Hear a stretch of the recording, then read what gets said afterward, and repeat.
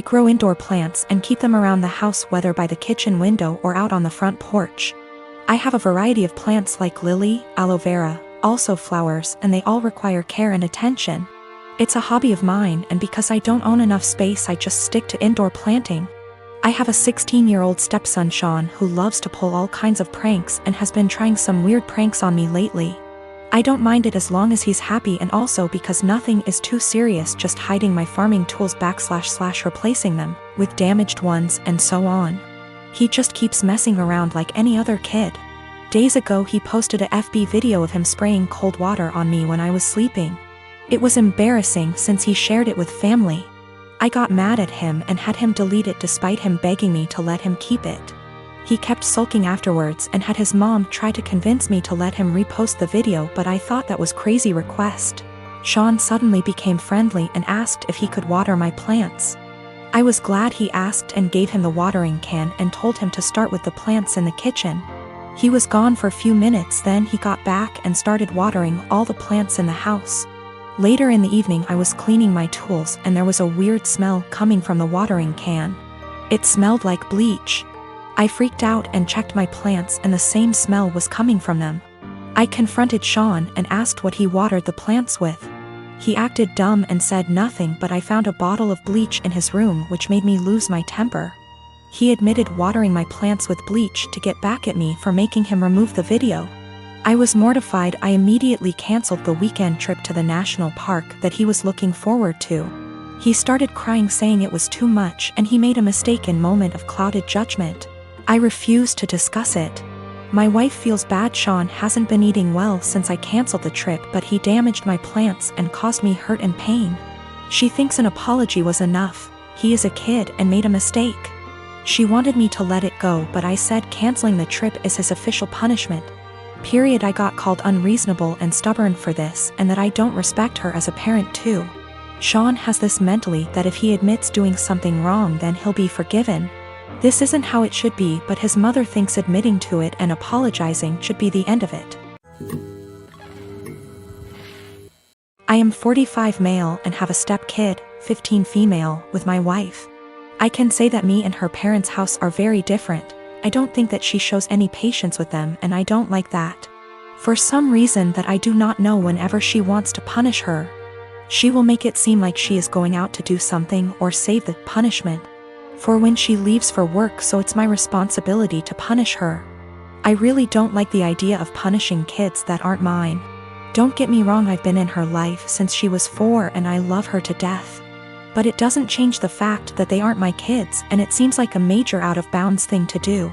Again, I'm really not comfortable with doing that. She is a good kid and is really responsible, but I feel like my wife's parenting has made her feel like she has to be perfect, or else she will get punished. I've never actually punished her. Like I said, she's a really good kid, and no circumstances did I ever see that a punishment was necessary. For some context, my wife's punishment is taking away all of her belongings. I mean everything, like she'll close all apps on her phone. Can't watch TV, can't go out after school, can't call friends. And all this because she got a C on a test, she put an assignment in late, etc. I really hate this. Being so hard on her isn't reasonable. She rarely ever does anything wrong. I mean, last year she probably had 2 assignments turned in late throughout the whole year. These things don't need such harsh punishments, they just need to be left off with a warning. And when she tells me to punish her, that's all I do. I give her a warning and she does just fine after that. I think a warning is even a stretch. Accidents happen and overworking a kid isn't going to end well. I just tell her that if she needs help with school, I'd be happy to help so these don't happen.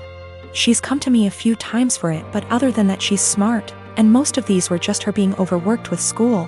My wife never caught on to this until the other day when I was talking to her about her school, because her mom said she got a report from her teacher that she wasn't focusing.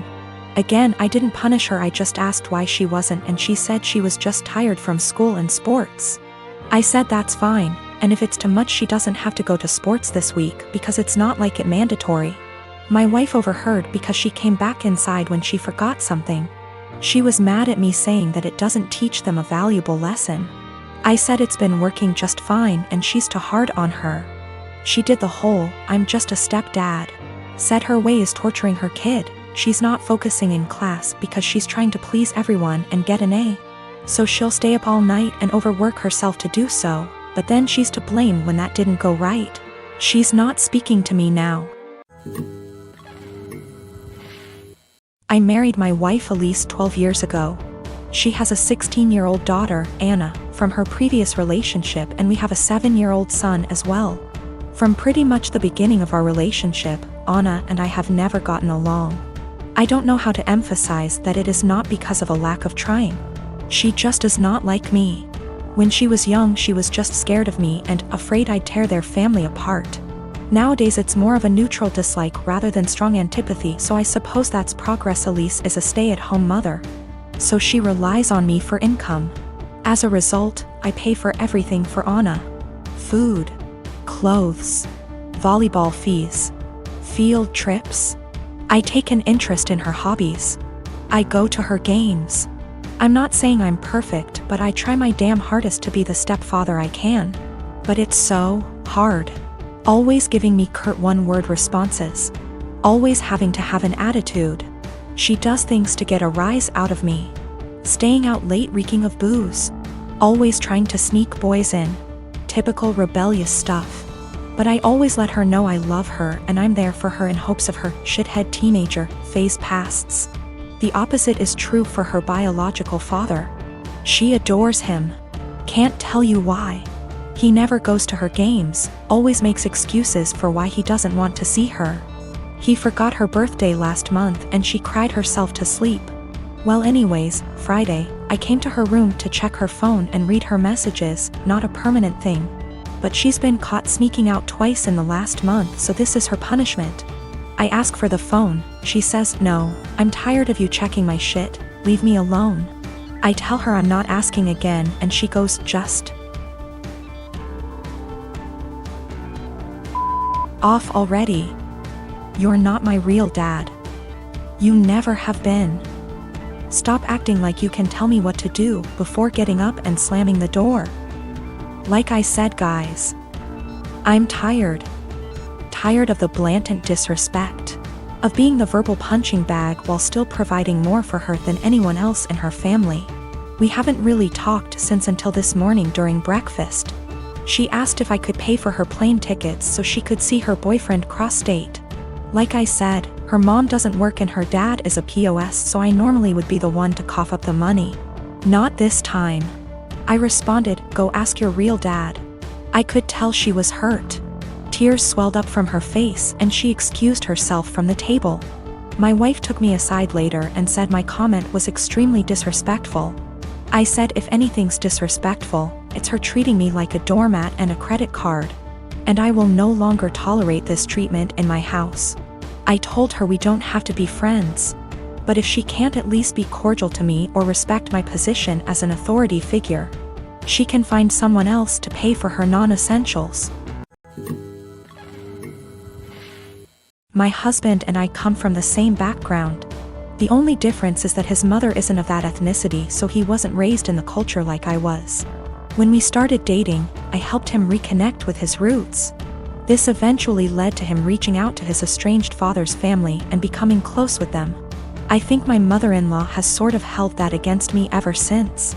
Throughout the course of our relationship, she has made multiple comments about how she doesn't like the amount of emphasis I put on my heritage. When we told her I was pregnant with twins, she later said something about not wanting her future grandchildren to care about that stuff like I do. I've learned to ignore her comments because trying to explain myself to her has never helped. And I try to avoid conflicts whenever I can. My husband and I decided that the babies would have a first name from our culture, and their middle name would be a typical American name. My parents did the same thing with my name too, so it was just a continuation of that tradition. My mother-in-law ended up seeing texts between me and my husband where we said the middle names. But she assumed that we were talking about first names, so she went out and got the babies matching sweaters, with the names printed on the front of them.